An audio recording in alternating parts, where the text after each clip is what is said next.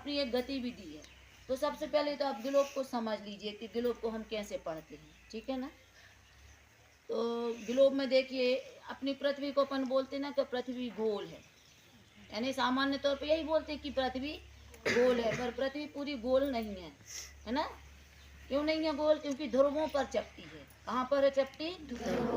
ध्रुवों पर।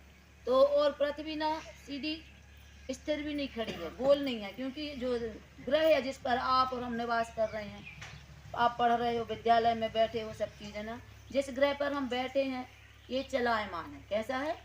चलायमान है। मतलब पृथ्वी अपनी धुरी पर रहते हुए स्वयं चक्कर लगा रही है और अपनी धुरी पर चक्कर लगाते हुए सूर्य की भी परिक्रमा कर रही है। इसकी परिक्रमा कर रही है, सूर्य की भी।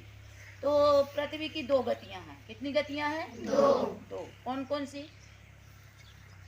एक घूर्णन गति और एक परिक्रमण गति। घूर्णन गति किसको कहेंगे? जैसे भाई देखिए, हम अपने अक्ष पे खड़े, अक्ष यानी केंद्र में जिस स्थान पे हम खड़े, अब हम खड़े हैं यहाँ पर, हम घूम गए, ठीक है ना, घूम गए, हम घूम गए। तो ऐसी पृथ्वी भी अपने अक्ष पर, अपने केंद्र पर घूम रही है। अब हम देखिए सूर्य का अपन कैसे करें। अब मान लीजिए ये सूर्य है, अब हम इसका चक्कर लगाएंगे टेबल का, देखो तो समय लगेगा, थोड़ा लगेगा ना। हम यहाँ से निकले, फिर ऐसे धीरे धीरे धीरे धीरे फिर हम अपने स्थान पर पहुँचे, है ना। अपने स्थान पर घूमते हुए अपने अक्ष कहते हैं जिस केंद्र बिंदु पर ग्रह का स्थान है, वहाँ पर ये घूमते हुए सूर्य का भी एक चक्कर लगा रही है। तो पृथ्वी की गतियाँ कितनी हो गई हैं? दो। एक घूर्णन गति क्योंकि अपने स्थान पर घूम रही है, दूसरी परिक्रमण गति क्योंकि ये सूर्य का चक्कर लगा रही है ना। अब घूर्णन गतियों को भी दो नाम से जानते हैं, है ना, घूर्णन गति या दैनिक गति, है ना, क्योंकि अपने स्थान पर घूमते हुए पृथ्वी 24 घंटे में एक राउंड लगा लेती है, ठीक है। और सूर्य की जो परिक्रमा करती है उसमें 365 दिन लगते हैं, मतलब एक वर्ष का समय लगता है। इसलिए गतियों को दो नाम से जानते हैं, घूर्णन गति या दैनिक गति।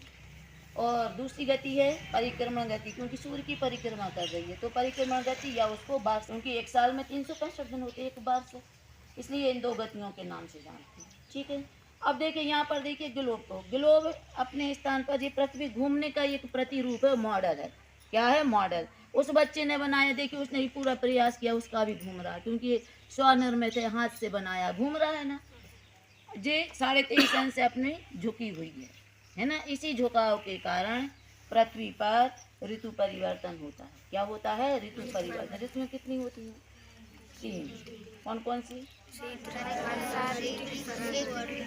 तो ये तीनों ऋतुएं इसी झुकाव के कारण हो रही हैं, है ना। तो उसने देखो झुकाव भी दिया है ना।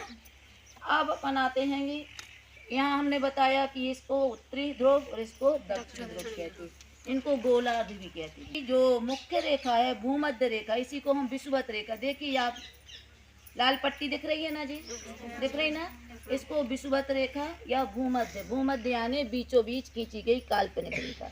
तो इस रेखा ने पृथ्वी को दो भागों में बांट दिया। गोलार्ध यानी पृथ्वी गोल है और गोल के दो आधे आधे अर्ध है, अर्ध यानी आधा, आधे आधे भाग कर दिए, ठीक है ना। इसलिए इनको ध्रुव और गोलार्ध भी कहते हैं। उत्तरी ध्रुव या उत्तरी गोलार्ध, दक्षिणी ध्रुव या दक्षिणी गोलार्ध।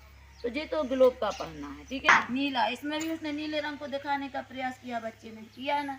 तो नीला रंग क्या बता रहा है? पानी। पानी क्या बता रहा है? पानी, यानी समुद्र, सागर, महासागर, जलाशय वाला भाग दर्शा रहा है। अब इसके साथ उस पर कुछ द्वीप भी दिख रहे हैं, महाद्वीप, है ना। तो ये स्थल भाग है, जितने दिख रहे हैं ना, ये स्थल भाग है। ये स्थल भाग में तो ग्लोब पर कितने महासागर हैं, कितने महाद्वीप हैं? बताओ, बोलो। आप लोग तो 6वीं से पढ़ के 8वीं में आ गए, आप लोग पढ़ रहे हो। 5 महासागर हैं और 7 महाद्वीप हैं।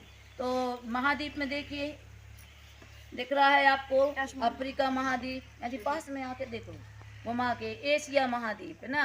तो मैंने देखी एशिया महाद्वीप, एशिया महाद्वीप जो है ना सबसे बड़ा है। एशिया महाद्वीप क्या है? सबसे बड़ा है। और एशिया महाद्वीप की दक्षिण दिशा में, यहाँ आ जाओ प्रियंका, ये देखो एशिया महाद्वीप की देश की स्थिति अपने एशिया महाद्वीप में किस दिशा में स्थित है अपना भारत देश? एशिया महाद्वीप की दक्षिण दिशा में, है ना, ये दिख रहा है ना, भारत लिखा है ना।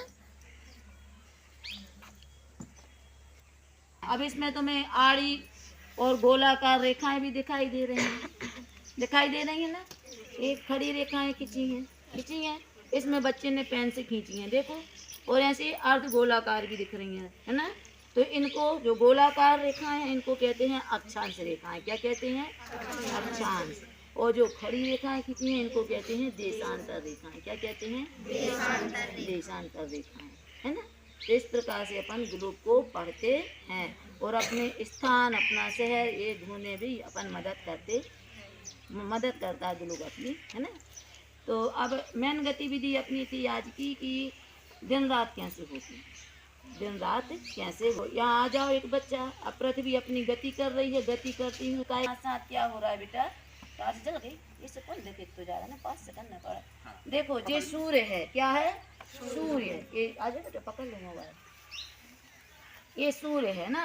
तो अब ये जितना जो भाग है ना सूर्य के सामने पड़ रहा है, पृथ्वी तो अपनी गति कर रही है, सूर्य का परिक्रमा भी कर रही है ना। तो जो भाग टॉर्च के सामने रखा, मतलब सूर्य के सामने आ रहा है, वहाँ पर क्या हो रहा है? दिन। क्या हो रहा है? दिन। जो भाग सूर्य के पीछे है वहाँ क्या हो रही है? रात। क्या हो रही है?